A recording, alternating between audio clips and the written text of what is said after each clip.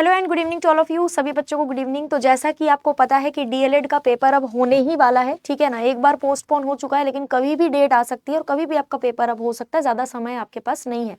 तो आप अब सिलेबस तो कवर कर ही चुके होंगे, लेकिन अब समय ये है कि हम ज़्यादा से ज़्यादा क्वेश्चंस को प्रैक्टिस करें। तो इसी सिलसिले में मैंने 500 क्वेश्चन की जो सीरीज़ स्टार्ट करी है, उस सीरीज़ का आज जो लेक्चर हम देखेंगे उसमें भी मिक्स्ड क्वेश्चन होंगे, ठीक है। काफ़ी सारे सब्जेक्ट्स के जो मिक्स्ड क्वेश्चन है वो हमको देखने को मिलेंगे। ये क्वेश्चन मैं बहुत ही जल्दी जल्दी आपको प्रैक्टिस कराऊंगी। 1 घंटे का सेशन नहीं है, ये छोटा सा सेशन है जिसमें आपको काफ़ी सारे क्वेश्चन देखने को मिलेंगे जो कि आपके डीएलएड एग्जाम के पॉइंट ऑफ व्यू से काफ़ी ज़्यादा ज़रूरी है। तो सबसे पहले हम लोग देखते हैं पहला क्वेश्चन। पहला क्वेश्चन क्या है जरा देखेंगे।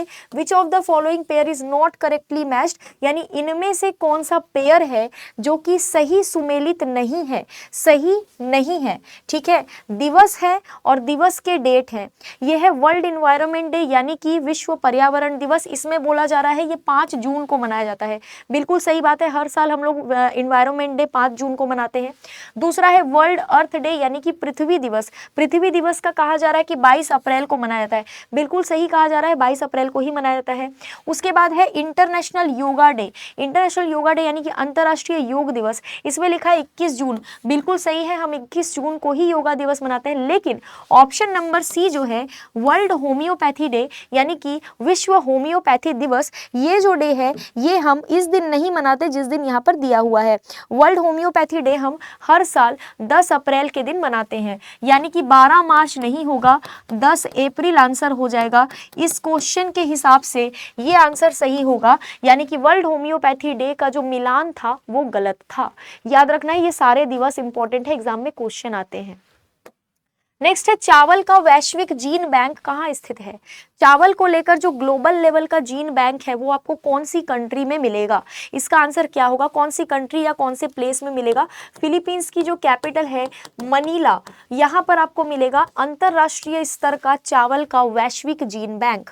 फिलीपींस की कैपिटल क्या है, मनीला, ध्यान रखना है। फिलीपींस में आपको एशियाई विकास बैंक यानी कि एशियन डेवलपमेंट बैंक का मुख्यालय भी मिल जाएगा। एशियन डेवलपमेंट बैंक, इसका मुख्यालय आपको कहाँ मिलेगा, फिलीपींस में मिल जाएगा, ठीक है।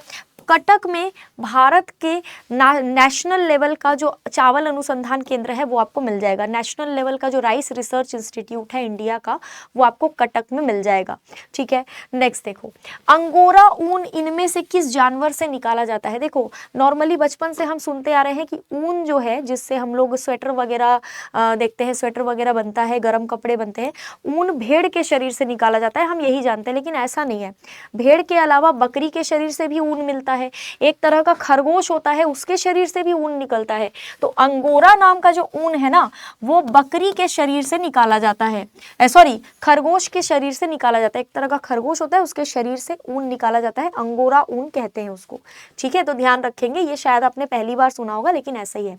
एक बकरी होती है जिस बकरी का नाम है चांगथांगी बकरी। क्या नाम है इसका, चांगथांगी बकरी। ये जो चांगथांगी बकरी है ना, इसके शरीर से भी एक तरह का ऊन निकलता है जिससे पश्मीना कपड़े बनते हैं। पश्मीना शॉल वगैरह आपने सुना होगा, पश्मीना शॉल। तो पश्मीना ऊन जो है वो चांगथांगी बकरी के शरीर से निकलता है, जो कि लद्दाख जम्मू कश्मीर की तरफ पाए जाते हैं। ध्यान रखना है, भेड़ के शरीर से आपको पश्मीना नहीं मिलेगा।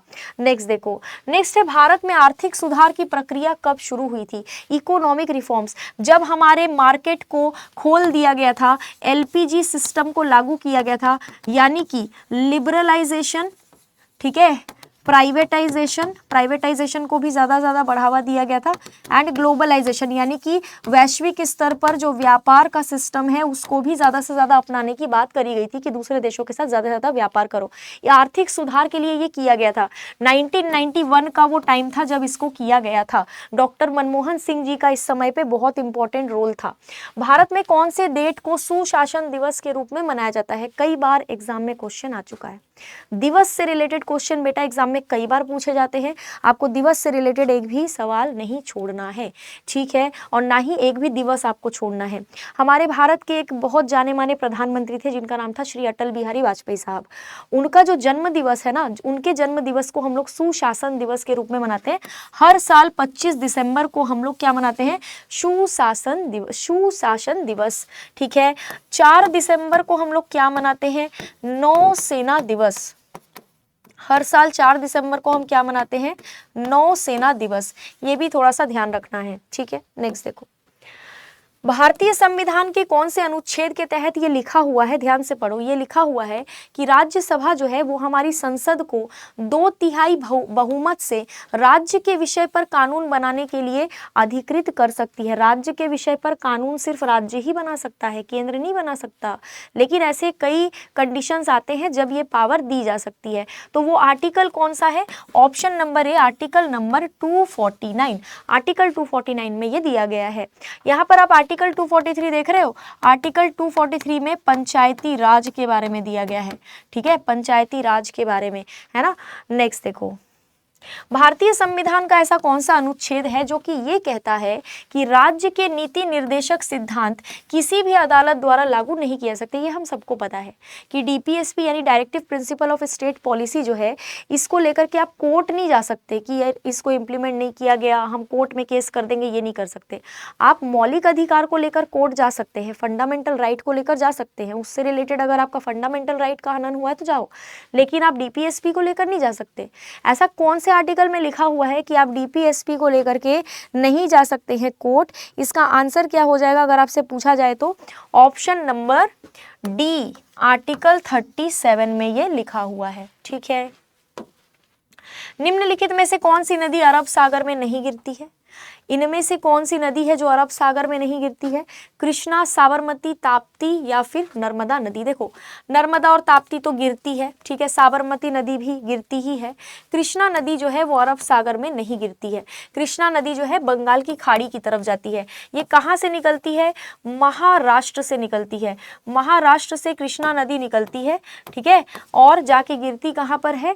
ये चली जाती है तुम्हारा अरब सागर, सॉरी, बंगाल की खाड़ी की तरफ।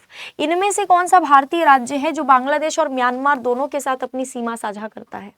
ऐसा कौन सा उत्तर पूर्वी राज्य है, पूर्वोत्तर राज्य है जो कि बांग्लादेश के साथ भी सीमा साझा करेगा, इधर म्यांमार के साथ भी सीमा साझा करेगा, ठीक है। यहाँ से ट्रॉपिक ऑफ कैंसर यानी कर्क रेखा भी होकर गुजरती है।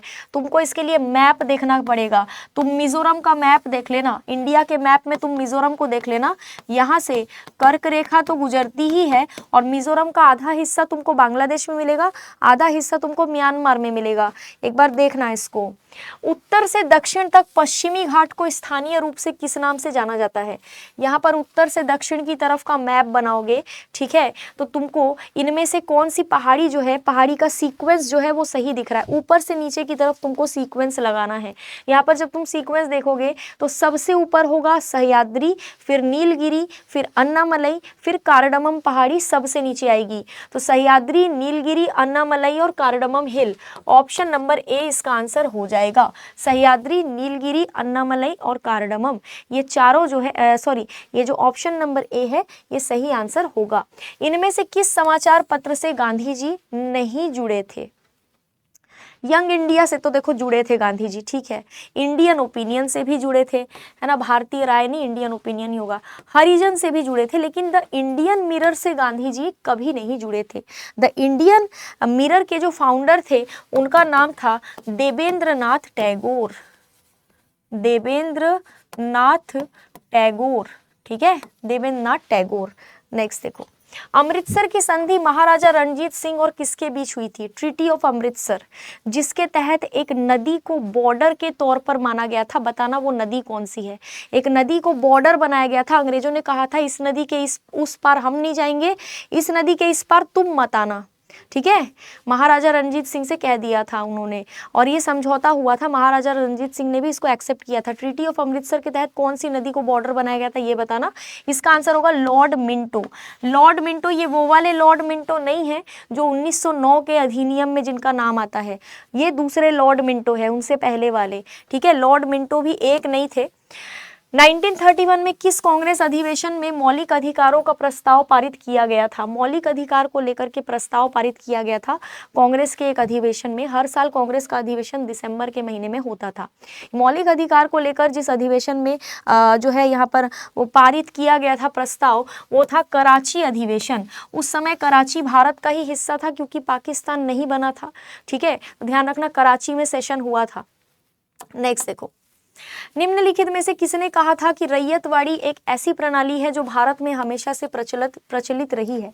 रैयतवाड़ी सिस्टम के जनक के रूप में हम जानते हैं थॉमस मुनरो को, और थॉमस मुनरो ने ही ये कहा था।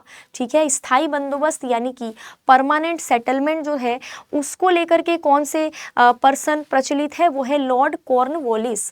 नेक्स्ट देखो, संगम ग्रंथ टोल्कापियम किस पर आधारित है? टोल्कापियम के रचयिता जो है वो है टोल्कापियर। टोल्कापियर जो है वो टोल्कापियम के रचयिता है, ये याद रखना।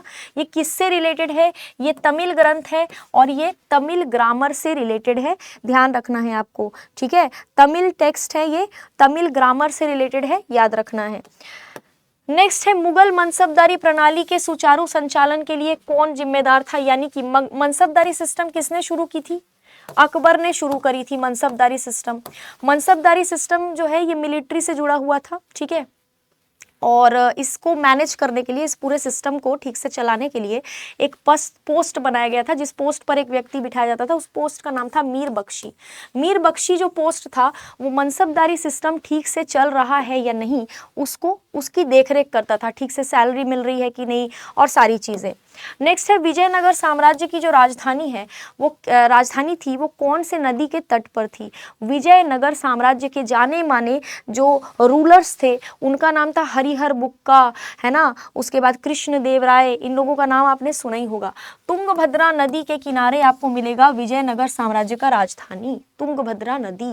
ठीक है, समझ गए। विजयनगर साम्राज्य की राजधानी थी हम्पी, है ना। आज यूनेस्को विश्व विरासत धरोहरों की सूची में हम्पी शामिल है। ठीक है, चलो बहुत सारे क्वेश्चंस हमने डिस्कस कर लिए हैं। बहुत जल्दी आपका पेपर होने वाला है, बिल्कुल तैयार रहिए। अब कभी भी डेट आ सकता है बेटा, क्योंकि एक बार डेट आने के बाद पोस्टपोन हुआ है ना, मतलब तैयारी सारी हो चुकी है, कभी भी डेट आ सकता है।